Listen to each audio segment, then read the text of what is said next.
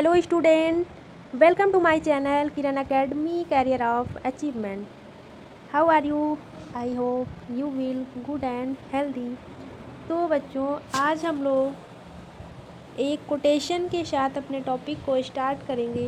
Okay, चलिए quotation के साथ हम लोग टॉपिक को स्टार्ट करते हैं। आज का टॉपिक हमारा जो होगा use of was and wear. ठीक है, सबसे पहले हम लोग कोटेशन देखते हैं।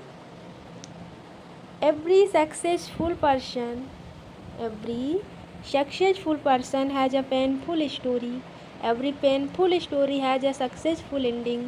Accept the pain and get ready for success. Okay? Every successful person, इसका मतलब क्या हुआ? जितने भी हमारे सक्सेसफुल मतलब सफल व्यक्ति होते हैं हैज़ अ पेनफुल स्टोरी, उनके पीछे एक दर्दनाक कहानी होती है। अर्थात जो लोग कष्ट को सहते हैं, मेहनत करते हैं, वही लोग सक्सेस होते हैं। तो आप लोग भी मेहनत करिए और सफलता को प्राप्त करिए।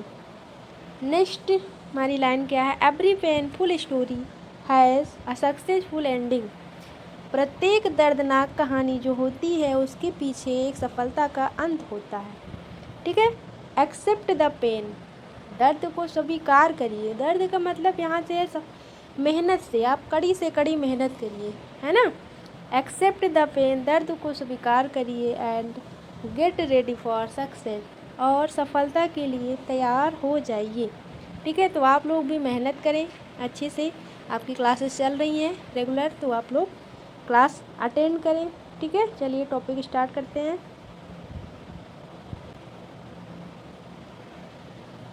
आज हम लोग क्या पढ़ेंगे बच्चों? Past tense form of be, was and were. Okay, इसके पहले हम लोगों ने क्या पढ़ा था? Use of, is, am, are. आज हम लोग क्या पढ़ेंगे? वाज और वियर। ठीक है, इसके रूल क्या हैं? पहले तो इसकी सबसे पहले पहचान देख लेते हैं। इसकी पहचान क्या होती है? जिन वाक्यों के अंत में था, थी, थे आदि शब्द आते हैं उन्हें पास्ट टेंस में क्या कहते हैं? पास्ट टेंस में उन्हें उनके साथ हम लोग वाज और वियर का प्रयोग करते हैं। ही, सी, इट तथा सिंगुलर नाउन के साथ हमेशा वाज का प्रयोग करते हैं, है ना। ही, सी, इट तथा एक वचनकर्ता के साथ हम लोग वाज का प्रयोग करते हैं। आई, वी, यू, दे तथा बहुवचनकर्ता के साथ हम लोग वियर का प्रयोग करते हैं ना। सिंपल सा है, बस कुछ नहीं है, बस थोड़ा सा ध्यान देना है। आपको ये देखना है सिंगुलर कौन सा है और प्लूरल कौन सा है। ठीक है, जैसे अफर्मेटिव सेंटेंस। अफर्मेटिव सेंटेंस का स्ट्रक्चर क्या बनता है बच्चों?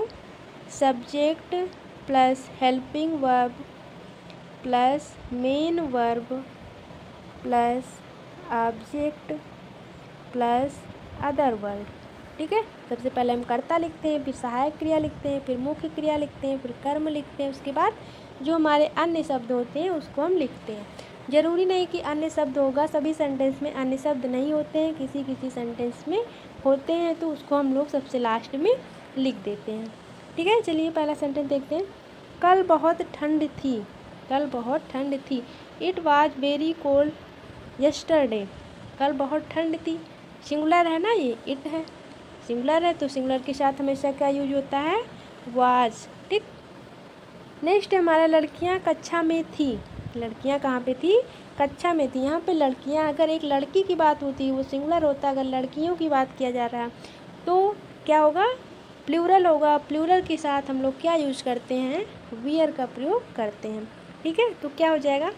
The girls wear in the class. Next sentence हमारा है घोड़ा अपने अस्तबल में है। घोड़ा कहाँ रहता है? अपने अस्तबल में रहता है, तो क्या होगा? The horse was in its stable. घोड़ा है, घोड़ा एक है, इसलिए यहाँ पे वाज का प्रयोग हुआ। ठीक, ही, सी तथा एक वचनकर्ता के साथ वाज का प्रयोग होता है। घोड़ा हमारा एक वचन है, इसलिए वाज का प्रयोग हुआ। नेक्स्ट है हमारा विद्यार्थी कक्षा में थे। विद्यार्थी कहाँ पे थे?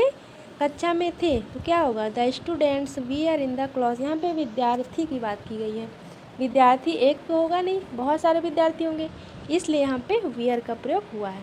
ठीक है, ओके स्टूडेंट, आगे देखते हैं।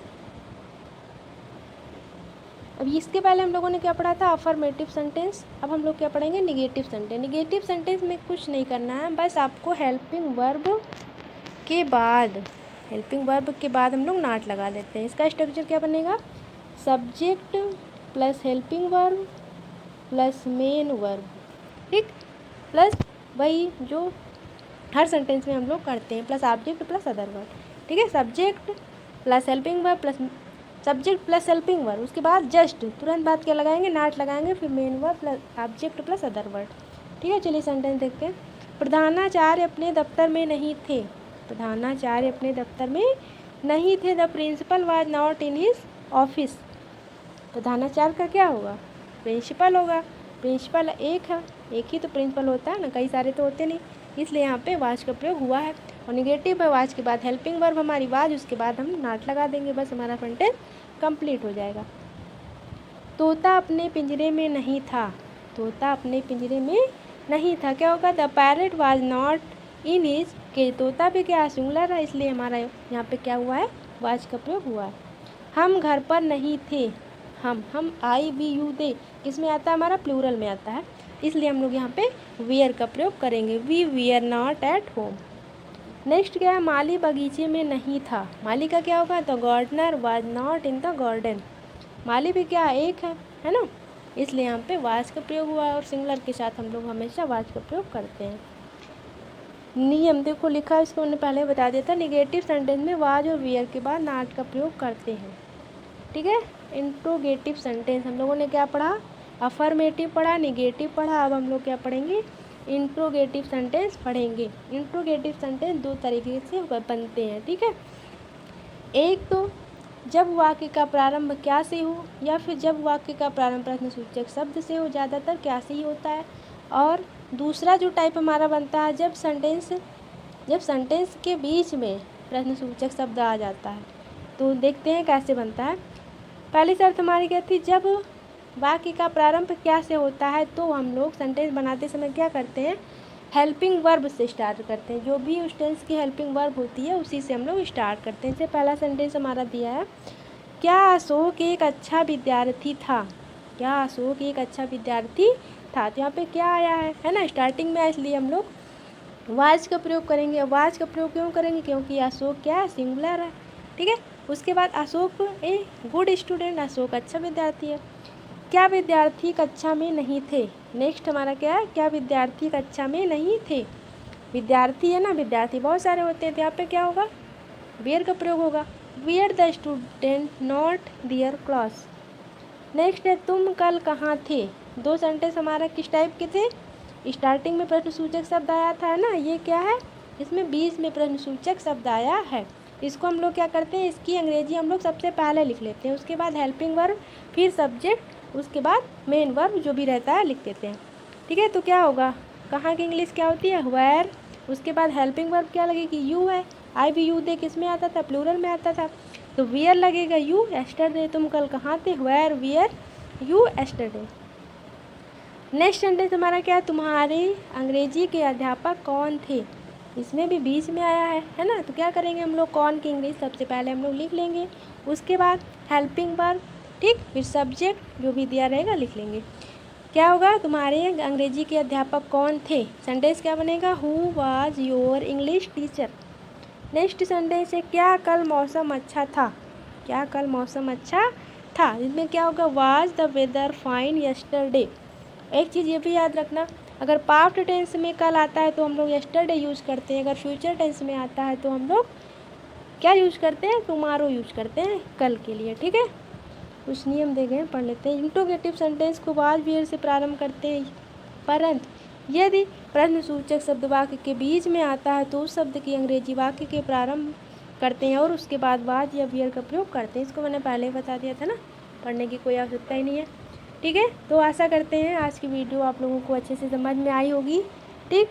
यदि कहीं प्रॉब्लम होती है तो कमेंट सेक्शन में ज़रूर बताइए, ठीक है। और वीडियो अच्छी लगी हो तो लाइक शेयर और सब्सक्राइब कर दें, ठीक है।